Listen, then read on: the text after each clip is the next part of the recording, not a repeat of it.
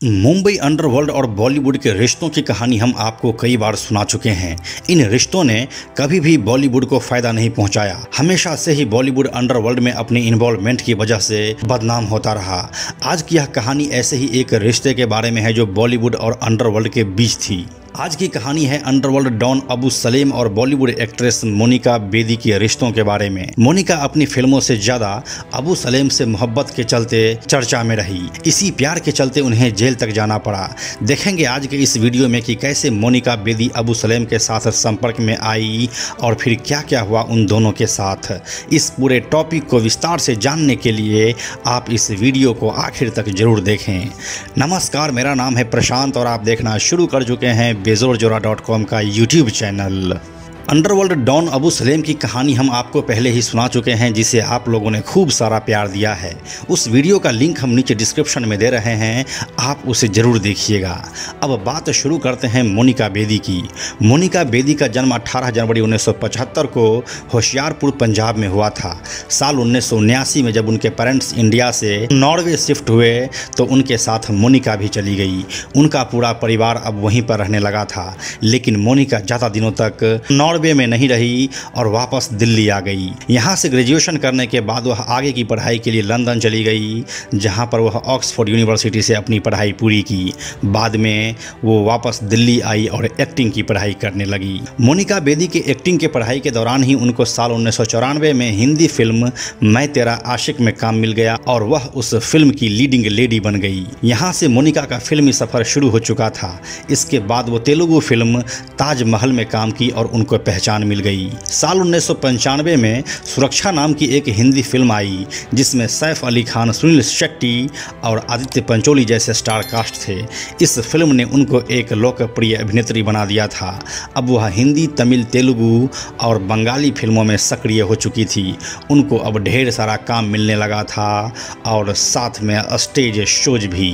बॉलीवुड में उनकी चर्चित फिल्मों में आशिक मस्ताने, तिरछी टोपी वाले, जंजीर, जानम समझा करो और जोड़ी नंबर 1 है। मोनिका बेदी का फिल्मी करियर कुछ खास नहीं चल सका।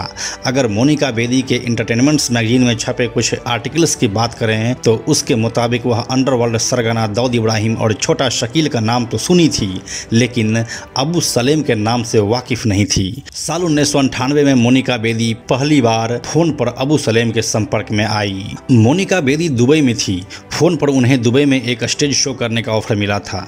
स्टेज शो के दौरान अबू सलेम ने खुद को एक बिजनेसमैन बताया था। शो से पहले अबू सलेम उनसे नाम बदलकर बातें करता था, लेकिन उसके बात करने का अंदाज ऐसा था कि पहली मुलाकात से ही मोनिका बेदी उसे लाइक करने लगी थी। मोनिका बेदी की माने तो फोन पर उन दोनों की बात होती थी, लेकिन उस समय ही मोनिका को लगने लगा था कि उसको अबू सलेम के साथ कहीं ना कहीं कोई कनेक्शन जरूर है।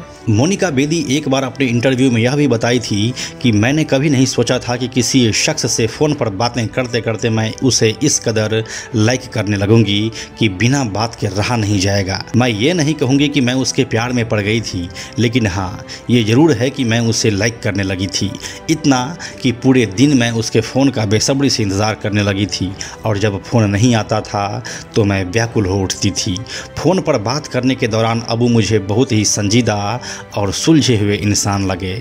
उनसे बातें करके लगता था जैसे वो बहुत ही क्लोज फ्रेंड है। मैं उनसे फ़ोन पर अपनी सारी बातें शेयर करने लगी थी। दुबई में शो के बाद हम दोनों इतने करीब आ गए कि अबू हर आधे घंटे में मेरा फ़ोन लगा देते थे। वो मेरी काफ़ी परवाह करने लगे थे। दुबई में 2 बार मिलने के बाद मैं जब वापस मुंबई आई तो मैंने अबू सलेम को भी मुंबई आने के लिए कहा, लेकिन वो हमेशा कोई न कोई बहाना बना देते। अबू सलेम ने मोनिका बेदी को अपना नाम आरसलन अली बताया था। अबू मोनिका के सामने हमेशा यही नाम इस्तेमाल करता था। जब मोनिका बेदी मुंबई में थी तो अबू ने उसको दुबई आने के लिए फ़ोन किया और कहा अगर तुम मुंबई में रहोगी तो परेशानी में पड़ जाओगी। इसीलिए जब वह दुबई पहुंच गई तो अबू ने मोनिका से कहा कि तुम अब वापस नहीं जाओगी। उसने कहा कि अगर तुम वापस गई तो पुलिस तुमसे मेरे बारे में जानकारियां मांगेगी। मोनिका बेदी अब तक अबू सलेम के धंधे को पूरी तरह से नहीं जान पाई थी। मोनिका बेदी के मुताबिक अबू को दुनिया कैसे भी जानती हो, लेकिन मैं जब तक उसके साथ रही वो मेरे लिए एक आम इंसान की तरह था। वह मेरे साथ अच्छे से पेश आता था। उसने मुझे कभी भी उसके पीछे के स्याह सच से वाकिफ नहीं होने दिया। मुझे नहीं पता था कि उसने क्या गलत किया। हम दोनों के बीच एक बहुत ही निजी संबंध था। वो किस किस से जुड़ा था, मुझे उससे कुछ भी लेना देना नहीं था। मैं उसके अलावा किसी से नहीं मिली। मोनिका के इंटरव्यू के आगे का वाकया कुछ इस प्रकार से है। शुरुआती दिनों में मुझे नहीं पता था कि वो किस तरह का आदमी है, बस उसकी बातें दिल को छू जाती थी। मैं पहली बार उसके साथ 2-3 दिन दुबई में रहकर मुंबई वापस आई, तब भी मेरे साथ उसका बर्ताव अच्छा था। लेकिन जब मैं उसके साथ रहने लगी तब मुझे एहसास हुआ कि हम एक दूसरे के लिए नहीं बने हैं। मुझे एहसास हुआ कि हम दोनों की सोच समझ अलग है। तब मुझे लगा कि मैं उसके साथ नहीं रह पाऊंगी, लेकिन अबू सलेम हमेशा साथ रहने की जिद करता था। साल 1998 से साथ रहते हुए मोनिका और अबू सलेम ने साल 1999 में एक दूसरे से शादी कर लिया।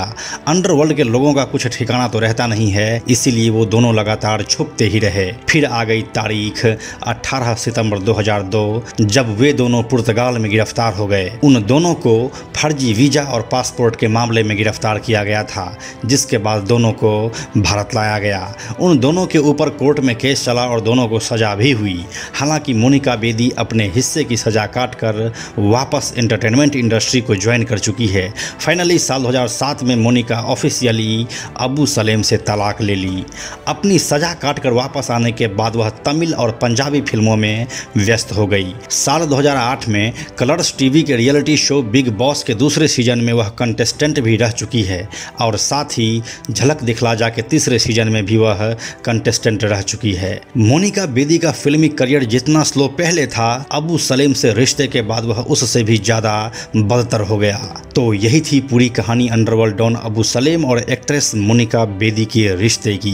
अंडरवर्ल्ड डॉन्स के महबूबा वाली और भी नए वीडियोस हम लाने वाले हैं।